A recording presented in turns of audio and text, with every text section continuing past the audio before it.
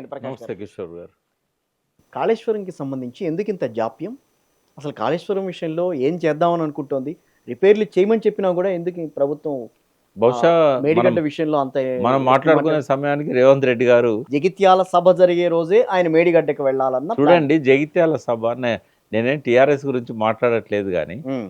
ఒక పార్టీ ఒక సభను పెట్టుకుందామంటే ఎందుకింత రాద్ధాంతం? భయపడుతున్నారు, ఎందుకింత బాధపడుతున్నారు? హ్మ్. ఫస్ట్ ఏం చేశారు? ఆ సభా వేదికకు పోయే రోడ్లను దవ్వేశారు. నవ్వేశారు. సరే, ఇవాళ హరీష్ రావు గారు, కేటీఆర్ గారు దాని గురించి పోయారు అక్కడికి. హ్మ్.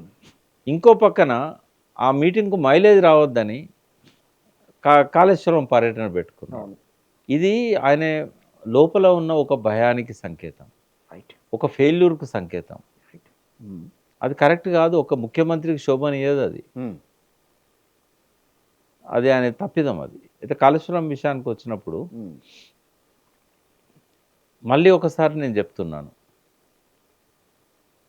2 ప్రయోజనాల కోసం మేడిగడ్డను బ్లాస్ట్ చేశారు బాంబులు పెట్టి.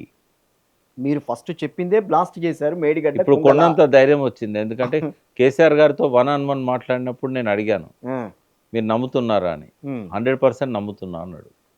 నేను ఆయన అనుమతి లేకుండా చెప్తున్నాను మీకు. హ్మ్.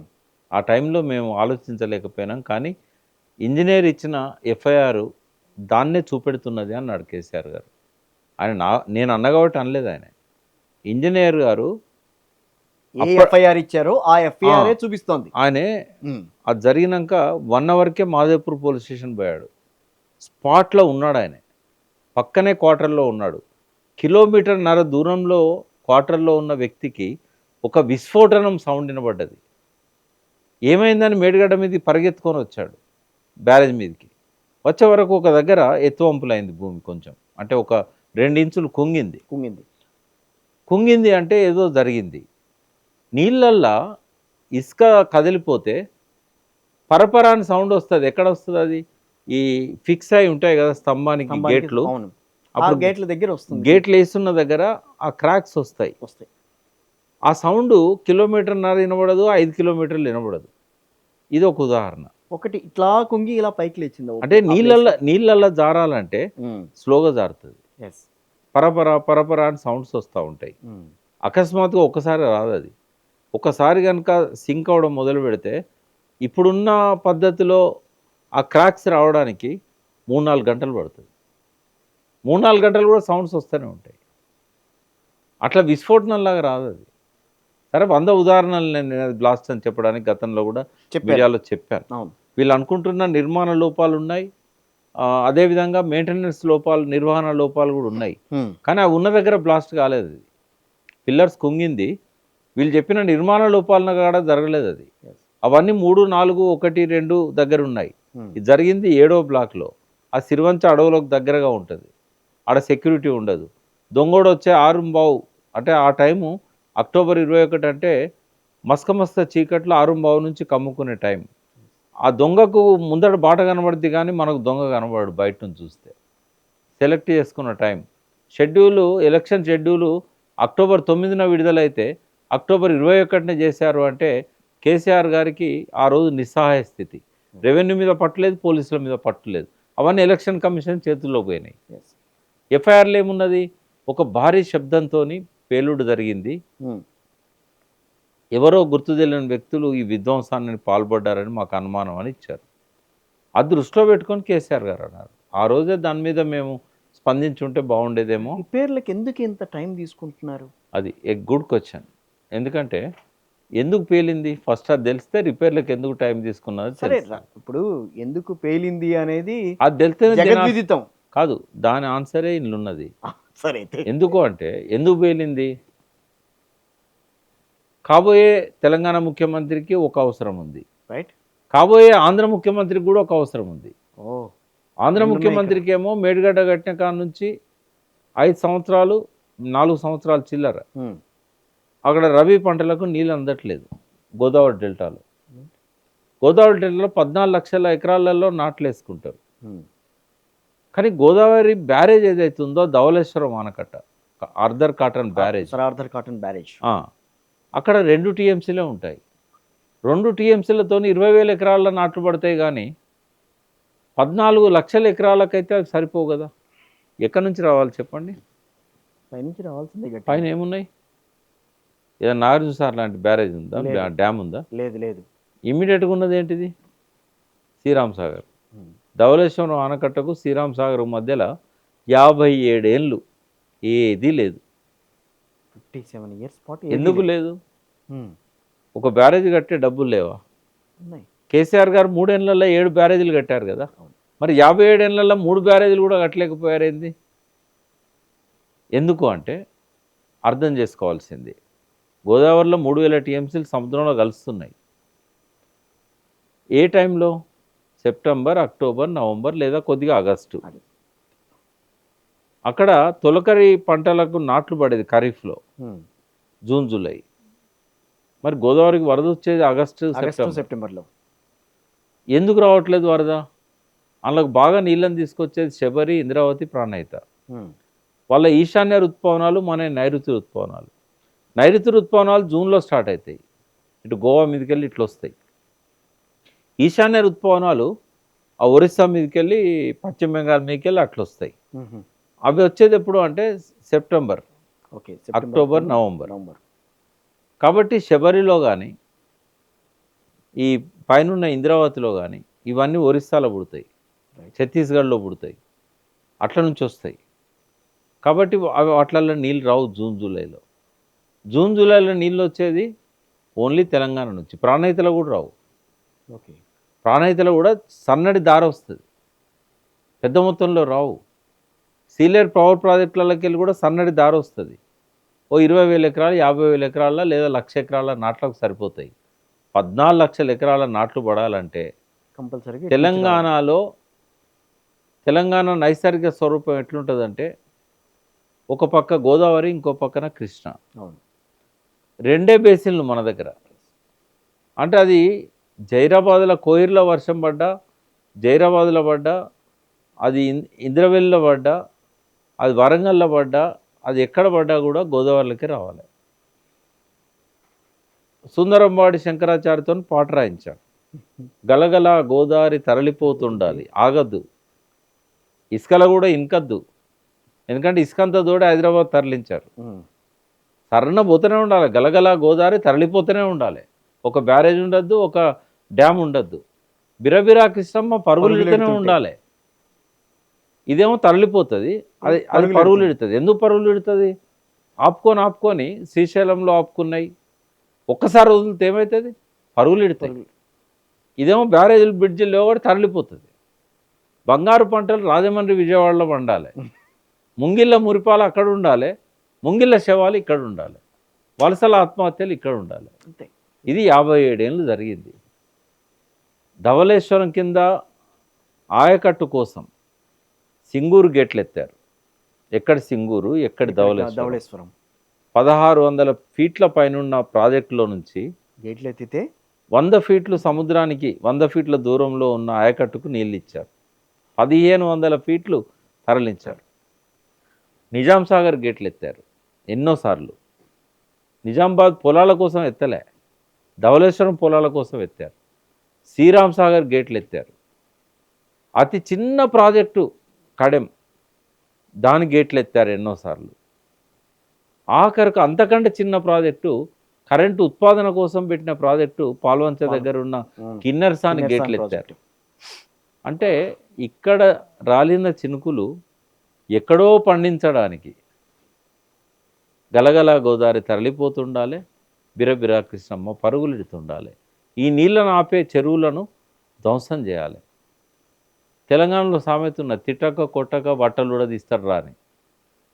చెరువులను ధ్వంసం చేసినట్టు కనబడదు. ఇది గొలుసు చెరువుల సిస్టమ్. ఈ గొలుసు చెరువుల సిస్టంలో నువ్వు చెరువులకు రిపేర్లకు డబ్బులు పెట్టకపోతే, పూడిక తీయడానికి నువ్వు డబ్బులు పెట్టకపోతే ఇంకేముంటుంది? కాగలిగిన కార్యం గంధర్వులు నెరవేర్చినట్టుగా మొత్తం అన్నీ పూడికిపోతుంది. 40-45 ఏళ్ళు పూడిక తీయలేదు. దాంతో ఏమైంది?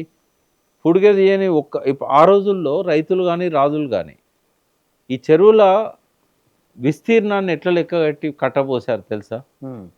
ఒక వర్షాకాలంలో ఎన్ని వర్షాలు పడతాయి, ఎంత క్వాంటిటీ వస్తుంది, ఎన్నిసార్లు నిండుతుంది, దాన్ని దృష్టిలో పెట్టుకొని కట్టలు కట్టారు, తుమ్ములు పెట్టారు, మత్తళ్ళు పెట్టారు.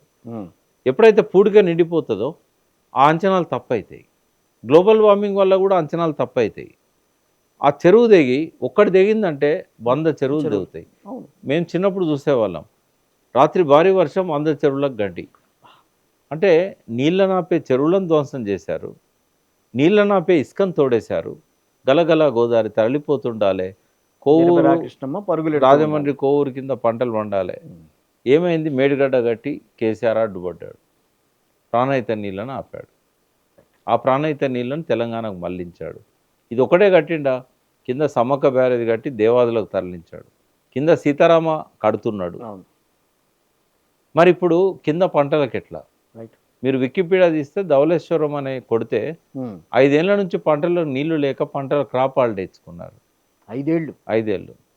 ఉత్తరప్రదేశ్ బీహార్లో గెలిస్తే ప్రధానమంత్రి ఎట్లా అవుతారో, ఆ పార్టీ ఎట్లా రాజ్యాధికారానికి వస్తుందో, ఉభయ గోదావరి జిల్లాల్లో గెలిచిన వాడు ముఖ్యమంత్రి, వాని పార్టీ అధికారంలోకి వస్తుంది. గోదావరి జిల్లాల దాహర్తిని తీర్చడానికి, గోదావరి జిల్లాల రైతుల కళ్ళల్లో వెలుగులు చూడడానికి చంద్రబాబు నాయుడుకు మేడిగడ్డ అనవసరం అనిపించింది. ఏటీఎం అంటే ప్రజలు నమ్ముతలేరు, 1,00,000 కోట్లు తినారంటే నమ్ముతలేరు. కాబట్టి రాహుల్ గాంధీతో చెప్పించినా నమ్ముతలేరు, ప్రియాంకతో చెప్పించినా నమ్ముతలేరు, ఆఖరు సోనియా దేవతతో చెప్పినా నమ్ముతలేరు. ఏదో ఒకటి చేయకపోతే నమ్మేటట్టు లేరని చెప్పి మేడిగడ్డ పేల్చాల్సిన అవసరం ఇక్కడ ముఖ్యమంత్రికి వచ్చింది. నేను ఆరోపణ చేస్తున్న, దమ్ముంటే ఎఫ్ఐఆర్ దుమ్ము దులిపి విచారణ జరపండి. ఆ రోజు శాటిలైట్ ఇమేజెస్ తీయండి, ఏం జరిగింది అక్కడ. ఆ రోజు సెల్ ఫోన్స్ ట్యాప్ చేయండి, రికార్డ్ అయి ఉంటాయి. ఆ ఏరియా నుంచి ఫోన్లలో ఏమన్నా మెసేజ్లు వచ్చినాయా? ఆ రోజు నీళ్ళు వదిలిపెట్టడంతో జిలటిన్స్ ఆనవాళ్ళు లేకుండా పోయినాయి. కానీ బాంబుల విశ్లేషణ చేసే వాళ్ళని తీసుకొచ్చే ఆ నిపుణులను తీసుకొస్తే ఇది బాంబు పేలుడా, ఇది లేకపోతే నీళ్ళకు పిల్లర్ కుంగడం వల్ల జరిగిన పేలుళ్ళ అనేది తెలుస్తుంది, జరిగిన ప్రమాదం అనేది తెలుస్తుంది. ఎంక్వైరీ చేయమంటున్నాం. సరే, అప్పటిది అట్లా పక్కకు పెట్టు. ఈ పక్కనే మానేరు మీద కట్టిన చెక్ డ్యామ్లను పేల్చేసిన్లో అని ఒప్పుకున్నారు. వివేక్ భాయ్ మంచిర్యాలలో మీటింగ్ పెట్టి ఎవరిని వదిలిపెట్టేది లేదన్నారు. శ్రీధర్ బాబు కూడా చెప్పాడు. బట్ రాజేందర్ సింగ్ వచ్చి చెప్పేదాకా అది కేసీఆర్ నాసిరకం కట్టిండి కొట్టుకపోయింది అన్నారు. రాజేందర్ సింగ్ ఆధారాలతో సహా ఫోటోగ్రాఫ్స్ రిలీజ్ చేశాడు, వాటర్ మ్యాన్ ఆఫ్ ఇండియా. దానివల్ల అంగీకరించక తప్పని పరిస్థితి. మరి ఎందుకు ఎఫ్ఐఆర్లు బూజుపట్టిపోతున్నాయి? హుసేన్ మియా వాగ్ అని పెద్దపల్లి పక్కన ఉంటుంది. పెద్దపల్లి ఎమ్మెల్యే అనుచరులు ఈ మూడింటిని పేల్చారు. పెద్దపల్లి ఎమ్మెల్యే పోయి ఇది నాసిరకమైన పనుల వల్ల అయిందంటాడు. హుసేన్ మియా వాగు మీద 2024 జనవరి, అంటే రేవంత్ రెడ్డి గారు ప్రమాణ స్వీకారం చేసినాక 1 మంత్ రెడ్ హ్యాండెడ్గా పట్టించారు దొంగల్ని. డిటనేటర్లు పెట్టి పేల్చాలని ప్రయత్నం చేస్తే ఈ చెక్ డ్యామ్ దగ్గర ఏదో లైట్ కనబడుతుందని రైతులు పోయేసరికి పేల్చేస్తున్నారు. పేల్చక ముందే పట్టుకొని అప్పచెప్పారు డిటనేటర్లను. ఎవరైతే ఇసుక మాఫియా ఉన్నదో వాళ్ళను, ఆ యంత్రాలను. అన్ని పోలీస్ స్టేషన్లో భద్రంగా ఉన్నాయి, ఎఫ్ఐఆర్ కూడా భద్రంగానే ఉంది. పేల్చడానికి ప్రయత్నం చేశారని ఇక్కడ పేల్చిన ఎఫ్ఐఆర్లు కూడా ఉన్నాయి. 3 ఎఫ్ఐఆర్లు ఇచ్చింది ఎవరు తెలుసా? ఇంజనీర్లు. ఆయా ప్రభుత్వాలల్లో ఇంజనీర్లు. ఇదే కాంగ్రెస్ ప్రభుత్వంలో ఇంజనీర్లు ఏం చేశారు? ఎఫ్ఐఆర్ ఇచ్చి చేతులు దులుపుకోలే. వాళ్ళ ఎఫ్ఎస్ఎల్ అంటే ఆ సాక్ష్యాల కోసము వాళ్ళ నిఘా విభాగాలు ఉంటాయి, పరిశోధన సంస్థలు ఉంటాయి. వాళ్ళని తీసుకొచ్చి ఎంక్వైరీ చేస్తే అది రుజువు అయినాయి. పెట్టి పేల్చారు, జిలిటిన్స్ పెట్టి. మరి ఎందుకు ఎఫ్ఐఆర్ కాలదోషం పడుతుంది? ఏ ఎఫ్ఐఆర్ అయినా ఛార్జ్షీట్ వేయాలి కదా, దోషులను పట్టుకోవాలి కదా, విచారించాలి కదా. ఏదీ లేదు. మరి అందుకే అస్తిత్వం ప్రమాదంలో పడ్డది. అస్తిత్వంలో మేడిగడ్డ ఉంటుంది, అస్తిత్వంలో ఇవన్నీ ఉంటాయి. ఇప్పుడు ఎందుకు పోయాడు రేవంత్ రెడ్డి? ఎందుకు పోయాడంటే పోలవరంలో నీటి నిల్వ ఉంటే ధవళేశ్వరంకు అది సరిపోతుంది. 100 టీఎంసీలు ఉన్నాయనుకోండి, 14 లక్షల ఎకరాలకి ఎట్లా అడ్జస్ట్ చేసుకుంటారు. ఎందుకంటే సీలేర్ ప్రాజెక్ట్స్ ఉన్నాయి కదా, power projects, hydro power projects, వాటి నుంచి కొంత ఫ్లో సపోర్ట్ ఉంటుంది. ఎంతో కొంత ప్రాణహిత నుంచి ఉంటుంది. ఇంద్రావతి మనం అన్ని ఆపుకోలేం కదా మేడిగడ్డలో. కాబట్టి పోలవరానికి చంద్రబాబు నాయుడు గ్రీన్ సిగ్నల్ ఇచ్చాడు. ఏమనంటే వచ్చే ఖరీఫ్ నుంచి, వచ్చే రబీ నుంచి, అంటే 2027 రబీ నుంచి పోలవరం నీళ్ళు అందుబాటులోకి వస్తాయి. డ్యామ్ మొత్తం కంప్లీట్ కాదు, కానీ నీళ్ళు నింపుకొని వదులుకోవచ్చు, గేట్లు కంప్లీట్ చేసుకోవచ్చు. ఎప్పుడైతే ఆ ప్రకటన వచ్చిందో నేను 3 ఏళ్ళ నుంచి చెప్తున్నాను, 2.5 సంవత్సరాల నుంచి చెప్తున్నా. ఈ మేడిగడ్డ ఎప్పుడు రిపేర్ చేస్తారు అని చాలామంది కేసీఆర్ గారు ఇంకా ముఖ్యమంత్రి ఉన్నప్పుడే అడిగారు నన్ను. పోలవరం కంప్లీట్ కాకుండా మేడిగడ్డని చేయరు.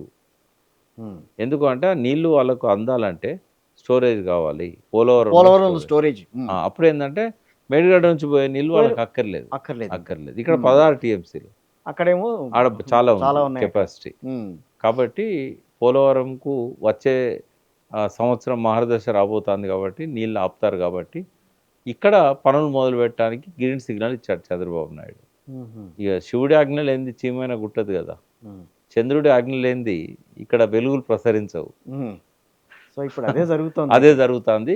కాబట్టి ఇవాళ పోయి విజిట్ చేసి నిజంగానే మరి ముఖ్యమంత్రి కదా, అప్పుడే ఎందుకు విజిట్ చేయలేదు అంటే విజిట్ చేస్తే ప్రశ్నలు ఎత్తారు అక్కడ, ఎప్పుడు దీన్ని రిపేర్ చేస్తారని. అది తప్పించుకోవడానికే ఇన్ని నెలలు జాప్యం చేసి వాళ్ళ పోతున్నాడు.